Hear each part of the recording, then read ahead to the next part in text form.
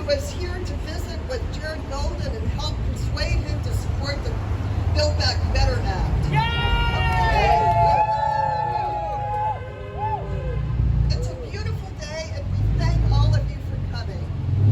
So I'm going to kind of lead off with a little statement, and then Meredith is going to give us a healthcare statement, and then we have Elliot, who is going to give us a little climate statement, just so that we kind of remember what we're here for and what's important to us as 2nd District voters. Then what we have is a little skit for you, because we have a surprise guest who is committed to be here today. So we are extremely appreciative.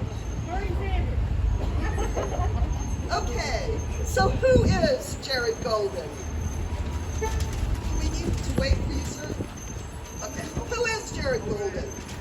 Our congressional representative, Jared Golden, is a bit of an enigma. He was first elected as a supporter of Medicare for All, and he even co-sponsored such a bill during the early days in Congress. Later on, he pulled back from this universal health care position, and even more recently, he was the only Democrat to vote against Biden's American Rescue Plan. But you know, it did pass Congress in the middle of the pandemic, and it has accomplished so much for the people of Maine's 2nd District. Jared Golden, upon election, when he was first elected, he was welcomed by the Progressive Caucus. And now he's an outliner in his own party and a member of the No Label group. Who is Jared Golden? In the past week, Jared Golden has been flooding our media and inboxes with criticism of his Democratic administration's Build Back Better plan, a transformational plan for the people of the 2nd District, for Maine, our country, and our planet Earth. His statements are remarkable in their failure to provide any solutions to the problems of tremendous concern to Democrats, Independents, Greens, and unaffiliated voters. The critical problems of our unacceptable income inequality, the ravages of COVID pandemic, and our life-threatening climate emergency. Build Back Better is a major investment opportunity, adding good jobs, expanding Medicare for seniors, investing in universal preschool education, community college, child and senior care, family and sick leave, and funding meaningful efforts to tackle our climate crisis. Build Back Better is supported by over 90% of the Democratic Party and by those American people of all political stripes, including those in the 2nd District.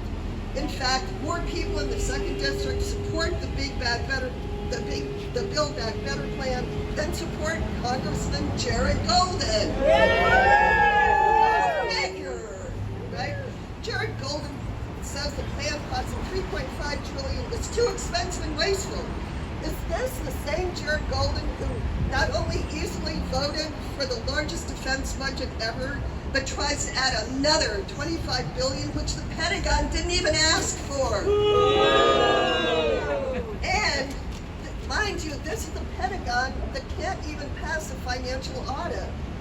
Does Jared Golden really believe it's okay to invest twice as much in war than in our people and our planet? No wonder we, the voters, are confused about who's Jared Golden? In his letter to the media and constituents, Jared Golden is beginning to sound very much like a Republican in his easy dismissal of the Democratic administration's vow to have the plan self-funded by closing tax loopholes, raising taxes on only the very wealthy and the corporations.